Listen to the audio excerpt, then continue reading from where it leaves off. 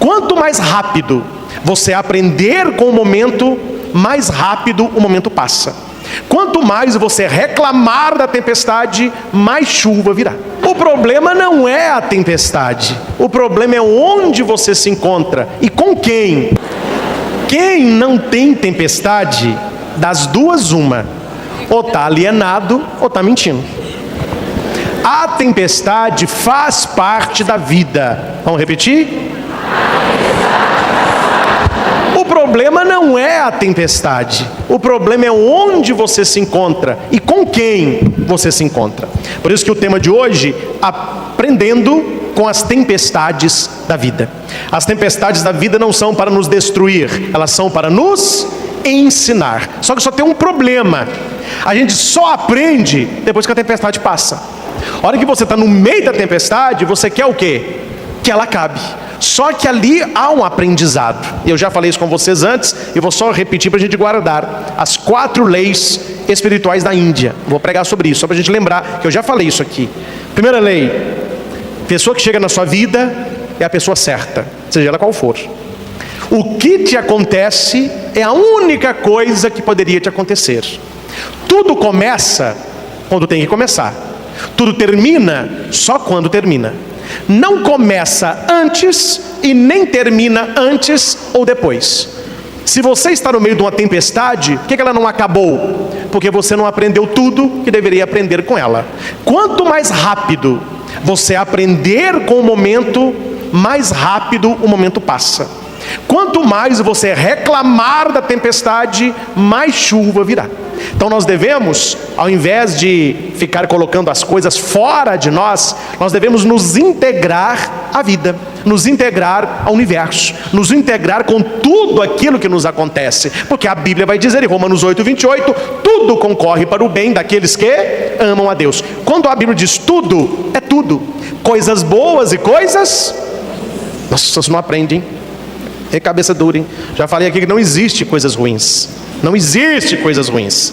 Existem coisas boas e coisas não boas. Por que elas não são boas ainda? Porque eu não entendi por que ela aconteceu. Tudo concorre para o meu bem, então existe coisas boas e não boas. Um dia eu vou entender que o não bom foi bom para mim. Só que eu não tinha capacidade no momento de absorver o bom que veio disfarçado de tempestade. Se tudo concorre para o bem daqueles que amam a Deus, você tem que pôr a mão na consciência, olhar você no espelho da vida e responder para si mesmo: se as coisas que me acontecem, se nem todas as coisas que me acontecem está me tornando uma pessoa melhor, estão concorrendo para o meu bem, onde que está o defeito? O defeito está na porca da parafuseta. E como se chama essa porquinha da parafuseta? Amor. A Bíblia diz que tudo concorre para o bem de todos? Não, daqueles que... Então eu não tenho que preocupar com tudo correndo bem para mim. Eu tenho que me preocupar em amar a Deus. E nós fazemos o contrário. Quando é que nós mais amamos a Deus? Quando tudo está indo bem para mim. Eu conheço gente que por causa de um problema na vida não vem mais à missa, não reza mais em casa, está brigado com Deus, que na cabeça dela é: Deus, eu amo a Deus quando tudo vai bem para mim. Se tudo não vai bem, eu não amo a Deus. O versículo é o contrário. Eu tenho que amar a Deus para tudo concorrer para o meu bem. O que é tudo? Agora vocês aprenderam: coisas boas e coisas... Esse é o tudo. Tudo concorre para o meu bem. Existem, meus caros, 3 tipos de tempestades. Existem vários tipos, eu peguei 3 tipos de tempestades na Bíblia: a tempestade da desobediência, a tempestade sem Cristo e a tempestade com Cristo. São as 3 que existem. Uma tempestade que eu atraio para a minha vida, uma outra tempestade que eu deixo Cristo ineficiente na minha vida, ele está comigo mas não fede nem cheira, e outra tempestade quando ele não está comigo. Primeiro texto, Jonas. Vocês já leram o livro de Jonas? Tem que ler o livro todo para você entender. Um livro muito simbólico, fala sobre um profeta, vou resumir a história bem, chamado Jonas. Deus diz para Jonas para ele ir a Nínive e pregar a conversão. Nínive é uma grande cidade. Jonas não acredita que a palavra de Deus se cumpre, então ele foge de Deus e vai para Tarsis. Tarsis fica do lado oposto de Nínive. Só que a palavra diz que tudo concorre para o bem daqueles que amam a Deus. E amar a Deus é igual a obedecer a Deus. Quando é que um filho mostra em atitudes que ama os pais? Quando eles respeitam e obedecem. É por isso que nós estamos numa crise hoje em muitas famílias, porque hoje não se ensina mais o respeito dos filhos aos pais. Os pais querem só amor. Só que o amor na família, ele é fruto do respeito. Na nossa geração, da educação nossa, que nascemos na década de 70, 80, meados da década de 90, qual era a educação? Ou você me respeita, ou eu vou te quebrar os dentes da sua boca.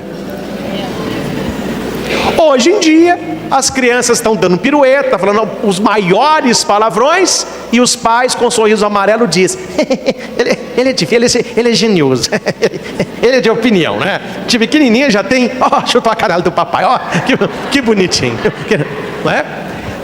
Na nossa época é hoje, nessas décadas de educação, a educação era rígida, o respeito era exigido, e veja como os filhos amavam seus pais.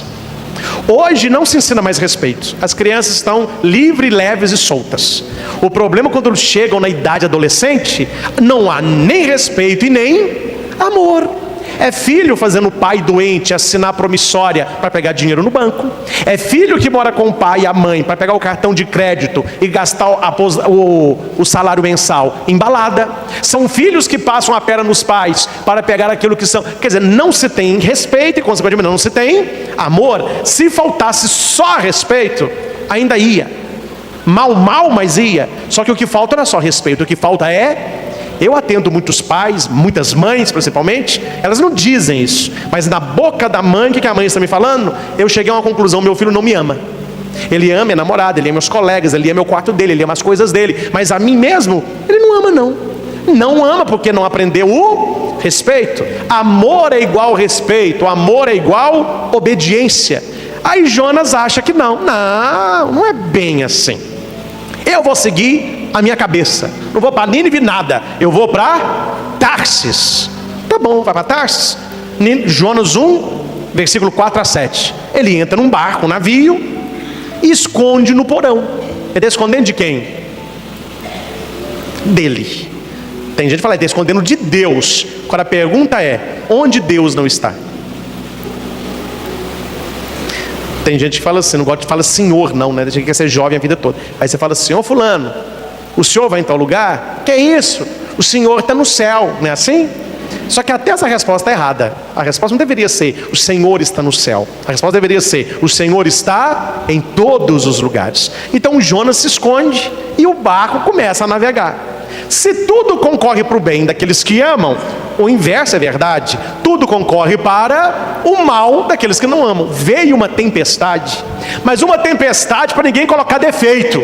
O barco ia para um lado, o barco ia para o outro, e o barco subia e caía de ponta. Aí o comandante, que é o capitão, naquela época o povo era politeísta, tinha vários deuses. Mas olha, cada um reza para o seu Deus, vamos ver se pelo menos um atende, porque senão nós vamos morrer. E todo mundo gritando, e cada um chamando um deus, aquele auê. O capitão conta, vê que está faltando gente. Quem que está faltando? Jonas. Ele entra no porão do navio. O que Jonas está fazendo? Dormindo em berço esplêndido. O capitão acorda e fala assim, como que você consegue dormir no inferno desse? Reza para o seu Deus, para que nós não nos afundemos. O pessoal não é bobo nada, logo mataram a charada. Por que todos estão orando e ele está dormindo?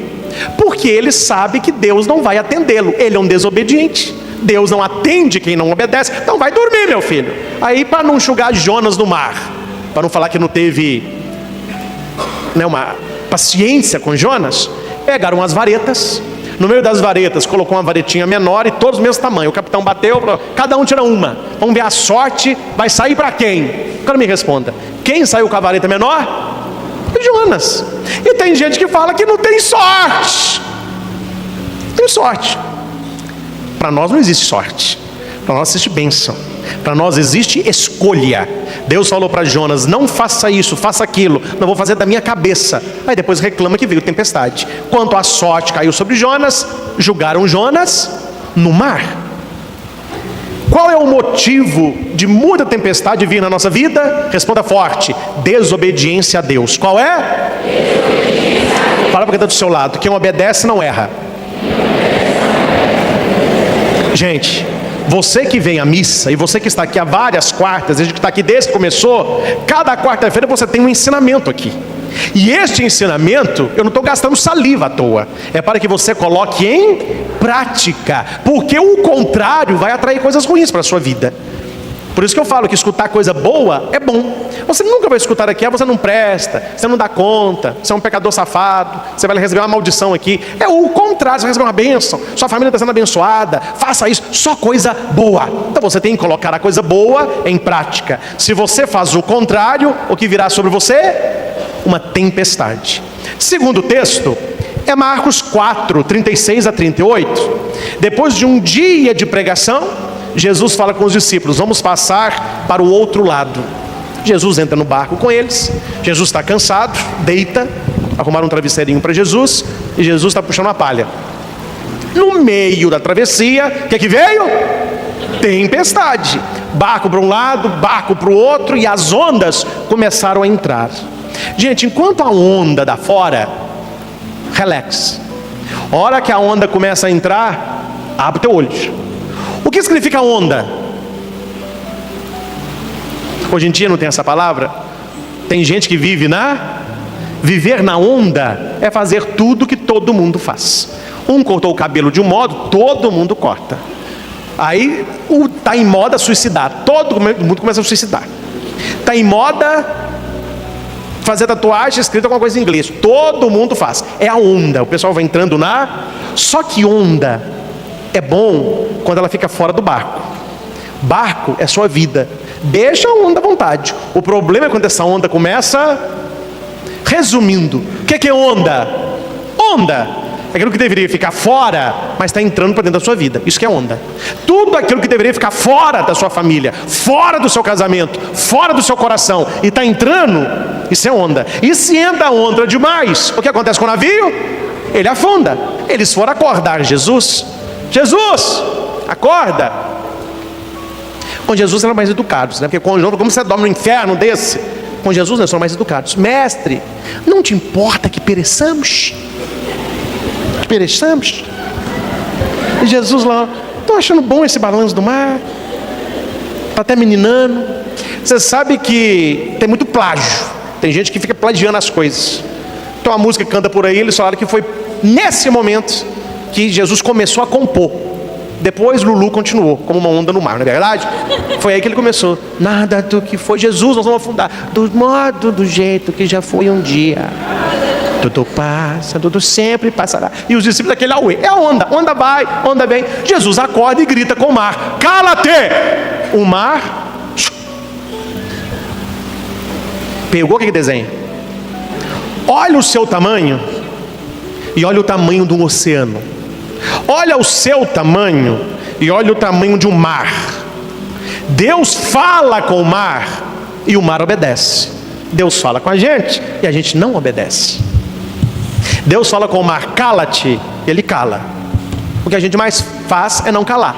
Aí fala com o marido, fala com um, briga com o outro, fala palavrão, e fala, não cala a boca, e fala, e a pessoa fala. Por que muita briga, por que muita discussão acaba em briga? Porque nenhum dos dois cala a boca. Um dá para um lado, outro dá do outro, um leva o desaforo para casa e tá. Chega numa hora que a palavra não dá, e parte para quê? Soco. Por que a tempestade veio sobre os discípulos? Primeiro, Jonas desobedeceu. Segundo, os discípulos, o que eles fizeram que chamou a tempestade? O que eles permitiram? Uma linguagem figurada. O que eles permitiram? Muito simples. Eles permitiram que Jesus... Quando eu ia visitar a minha avó, que já é falecida, a vovó Alice, enquanto eu ficava conversando com ela, eu ficava assim, ó. A hora que eu ficava mais quietinha, minha avó... Eles deixaram Jesus dormir. Se Jesus dormir no barco da sua vida, a tempestade virá. Mantenha Jesus acordado. Como? Conversando com Ele, partilhando a sua vida com Ele, estando na Eucaristia, missa, Jesus está bem acordado. Oração da manhã, oração da noite, oração antes de comer, pelo menos o sinal da cruz. Só o sinal da cruz já é uma bênção, é dom de Deus. Adoração do Santíssimo, ouvir uma pregação, ouvir um programa de rádio, ver um programa de TV. Você está mantendo Jesus e no coração ditando Jesus já, ó. Não vamos julgar os outros não, vamos só pensar. Não fala o nome de ninguém não, vamos ver a carinha de você, se é sim ou não. Na sua família, você conhece alguém que Jesus está dormindo no barco? Conhece ou não conhece? E não são as pessoas que mais reclamam que a vida está ruim? Não são as pessoas que mais reclamam que tem tempestade? Se Jesus dorme, meu irmão, a tempestade vem. Jesus está no nosso barco, mas mesmo Ele estando, tem tempestade. Por isso que eu falo, o importante não é a tempestade, é com quem você está, é do lado de quem você está. Terceiro e último texto, Mateus 14, 22 a 24. Jesus multiplicou os pães, os discípulos juntaram nos cestos, e Jesus falou com eles assim: passa para o outro lado. Eu estava lendo esse texto em casa, e um verbo que me chamou a atenção, eu fui estudar lá num livro de exegese portuguesa. Logo em seguida, Jesus insistiu com os discípulos para que entrassem no barco. Por que ele insistiu? Quando é que você insiste com alguém? Quando a pessoa não quer. Aí Jesus falou assim: entra no barco e passa para lá. O senhor não vai não? Não. Entra no barco. O senhor não vai não? Não. Entra no barco. Ah, mas o senhor... Pedro, Judas, Mateus. Entra no barco, gente. Vai. Tem hora que Jesus está no teu barco. Tem hora que Ele manda você entrar no barco, ir. Porque se aprende remar remando. Se aprende a andar de bicicleta, quando eu fui andar de bicicleta a primeira vez, meu pai foi me ensinando a andar de bicicleta vendo televisão. Falou comigo assim: eu vou te ensinar. Você sobe na bicicleta, senta no banquinho. Bicicleta é que andar, você fica com ela parada, você cai. Ela é andando que ela fica em pé. Entendeu? A vida é igual a bicicleta, você parou, você cai, mantém movimento. Você vai pedalar, você sabe, põe o pé no pedal e ó, só rodar aquilo ali. E você vai, aquele guidãozinho ali, o chifrinho dela, você vai puxando o chifrinho para onde você quer. Puxou para cá, vai para cá, puxou para lá, vai para lá. Freio de trás, freio da frente. Não freio da frente, você cai de boca, veio de trás. Aí eu falei assim: não, mãe, acabei de aprender a andar de bicicleta. Aí eu fui andar de bicicleta. Eu não sei o que aconteceu, alguma coisa meu pai não ensinou. Enquanto estava na grama em volta da casa, mas a Calói fez um sucesso. Vocês lembram? Não esqueça da minha Calói? Era uma Calói que eu tinha. Aí ficou rodando. Eu falei com meu irmão assim: Samuel, tá de memória gordinho? Oi. Tá muito pai isso aqui, não tem emoção nenhuma. O Samuel, então vamos fazer o seguinte: tem uma estrada de terra no sítio, tem uma estrada de terra ali que tem uma descida, ali você pega uma velocidade. Eu falei: então tá. Tadinho do Samuel, que dó, ele era pequenininho. Fica, Samuel, lá embaixo que eu vou descer. Se eu não der conta, você me segura. Ele falou: pode ir que eu seguro. Cabeça de menino. Tadinho do meu irmão, gordinho, desceu a rua, até que chegou lá embaixo, todo cheio de poeira. Gordinho falou assim: pode vir. Taca-lhe palma no velho. Taca-lhe pau. Aí subi na bicicleta, eu senti que eu não estava com controle. Mas o meu pai me ensinou, eu falei: não, vai com tranquilidade. Aí era só para vocês entenderem, o morro fazia assim, ó. Tinha um sítio, aí tinha uma descidinha, tinha essa subida e descia. Só que lá embaixo ele fazia assim, ó, e virava. O meu pai não me ensinou a virar, eu só andava em linha reta. Eu falei: não tem problema, a hora que eu tiver no fim, freio. Meu irmão, eu aprendi a andar de bicicleta. Aquele bichinho desceu o morro numa velocidade. A hora que o meu irmão viu eu vindo, ele foi o primeiro a sair correndo. E eu falei: Samuel, fica aí. Aí ele viu que o meu filho, eu fui com peito, arame farpato. Mas arrancou blusa com peito, com arame, com toco. Acabou com a bicicleta, eu lembro aqui de mim. Deu um arranhão fundo, eu cheguei todo ensanguentado. Não teve que estar ponto não, mas eu lembro até hoje. Doendo, tampuz, misturou com terra, aquela confusão. E meu pai falou assim: achei que você tinha aprendido a andar de bicicleta. A minha mãe naquela época, hoje não, ela é tapaz. A minha mãe era nervosa, ela quando ficava nervosa, o cabelo dela fazia assim, ó. Para que meu pai falou comigo assim, meu pai é uma calma, né? Uai, Cristian, Achei que você tinha aprendido a andar de bicicleta. Minha mãe. Emílio. O meu pai falou: "Quem foi Ana Maria? Se eu fosse você, eu calava sua boca." Quer dizer, foi tudo culpa sua. Não é assim que ensina o menino a andar de bicicleta. Mas depois desse tombe do susto, aí a gente aprende na marra, né? Porque criança aprende. Aí depois, gente, tem coisa que se aprende fazendo.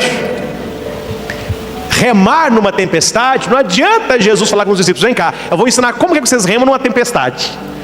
Ia ser igual eu com bicicleta. Ele falou assim: "Não, vão para outra margem." E Jesus sobe, e lá do alto do monte, ele está vendo os discípulos atravessando o mar de Tiberíades, o lago de Genezaré. A mesma coisa, é um lago, só que é muito grande, chama mar, né? E tem muitas tempestades. Começou uma tempestade. A tempestade começa devagar, né? Os discípulos: "Não, enquanto está assim, tá bom." Foi piorando, e viu uma tempestade, e eles começaram a gritar: "E nós vamos morrer, e nós vamos morrer." Mas lá do alto do morro, quem é que estava vendo os discípulos? Jesus. Eles não viam Jesus, mas Jesus... Este é outro ensinamento. Tudo o que acontece na sua vida, as tempestades que você está enfrentando, Jesus está... Pode ficar tranquilo, não vai afundar. A hora que Jesus viu que eles estavam perdendo o controle, ele foi andando sobre as águas. Haverá um momento em que a sua tempestade vai acabar, porque Jesus vai entrar atuante na sua vida. Mas por que está esperando ainda? É que ele está vendo que você está dando conta de remar ainda.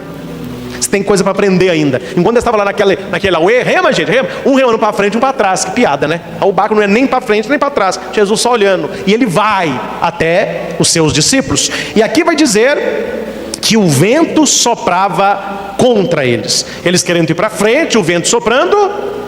Na Bíblia, quem é o vento? O Espírito Santo. Por isso que toda manhã, já ensinei aqui, você precisa acordar rezando a oração do Espírito Santo. Todos os dias: "Vinde, Espírito Santo, enchei os corações dos vossos fiéis." Eu escrevi essa oração para a primeira pessoa, que eu acho que fica melhor. "Vinde, Espírito Santo, enchei o meu coração." Eu que me considero um homem de fé, um homem fiel. "Acendei em mim o fogo do vosso amor. Renovai a minha vida." Então, tem que rezar o Espírito Santo. Se você começa o seu dia e não reza ao Espírito Santo, quem me garante que aquilo que você vai fazer durante o dia não será contrário ao Espírito Santo? Então o Espírito sopra para um lado, está remando para o outro. Por isso que Jesus vai até eles, caminha firme e grita, e novamente o mar se acalma.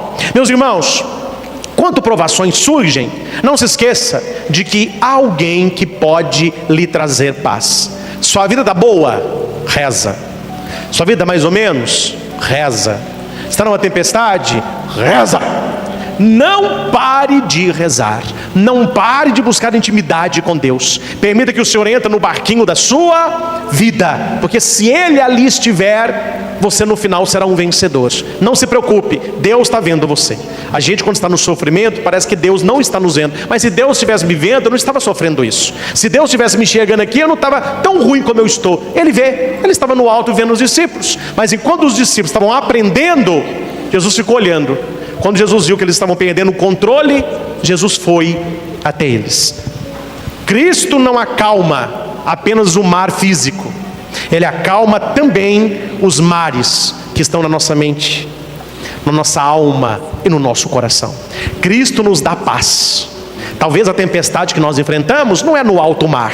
E as piores tempestades, e quem já sofreu ou que tem passado uma situação igual, eu estou falando para a gente aqui, você vai me entender? As piores tempestades são aquelas que acontecem silenciosamente dentro de nós. Só você sabe as tempestades que você enfrenta ou já enfrentou e tem que sorrir para os outros. Tudo bem? Tudo bem. Bom dia, bom dia. Olá, olá. E dentro de você, quem pode acalmar essa tempestade? Jesus. É a nossa fé no poder tranquilizador de Cristo e nossa rapidez em pedir sua ajuda que permite que Ele acalme os nossos corações. Para Jesus nos ajudar, nós precisamos querer mudar de vida. Há uma história que eles contavam em Itaúna quando eu era pequenininho, que chama mulher do piolho. Já ouviu essa expressão? Já ouviu? Larga de ser mulher do piolho? Larga de ser mulher do piolho! Aí eu perguntei à minha avó, de onde que vem essa expressão mulher do piolho? Aí eles contaram que era uma mulher que tinha mania de ficar implicando as pessoas. E ela descobriu um ponto fraco para ficar implicando. E tinha um louco na cidade, um cara meio doido, que tinha muito piolho, muita lêndia. Hoje em dia o piolho tem extinção, nem se eu falar isso mais, né? Mas tem? Na escola tem? Ah, é? Não, porque na época, quando eu estava no estadual, porque nem tinha. Aí tinha aquele shampoo, como chama? Deodacite. É um que passava e tinha que ficar no sol. E aquilo coçava e não podia coçar. Tadinho, gente, que vida pobre, né? E quando não tinha esse Deodacite, passava limão com bicarbonato e punha no sol, mas manchava tudo manchado na escola. Que é isso? É piolho. E aí, enquanto a mãe não tinha paciência, levava no salão, passa a 0. Aí pronto, resolveu o problema, né? E tinha um cara que tinha muito piolho. E você queria ver o cara ficar nervoso, você fazia pra ele assim, que ó. Ele queria bater. E todo mundo corria. E essa mulher descobriu o ponto fraco dele. Aí ela entrava no ônibus, na hora que o ônibus arrancava, ele estava no ponto, ela, o ônibus foi. E ela ficava, um dia, indo na pinguela, tinha uma pinguela e passava um riozinho, a mulher estava passando na pinguela com um saco de algodão, ela carregava saco de algodão, ela tropeçou na pinguela, meu filho, caiu no rio. E o saco foi enchendo de água, foi ficando muito pesado, e ela começou a afogar. Quem que aparece na da ponte? O piolento. Não sei o nome do cara não, vamos falar piolento mesmo. Aí o cara aparece e fica olhando. E ela começa assim, me ajuda. Eu não sei nadar. Aí ele falou assim, ajudo se você parar de me enervar, você parar de ficar me humilhando. Vai parar? A mulher subiu. Aí o professor falou, ô mulher do piolho, não aprende. Você conhece a mulher do piolho? Conhece? Vamos falar um lugar que não tem mulher de piolho? Onde você trabalha. Geralmente onde a gente trabalha tem uma tal de mulher do piolho. Fica implicando os outros, implica você, pega no seu pé e a pessoa não aprende. Até na hora de pedir ajuda, o orgulho não deixa. Ela prefere morrer do que... Gente, precisamos aprender com os nossos erros e mudar de vida. Tem gente que não aprende. E quando você aprende, Deus começa a operar maravilhas na sua vida. Deus passa a operar milagres na nossa existência. Cristo pode acalmar a nossa tempestade interior. Amém?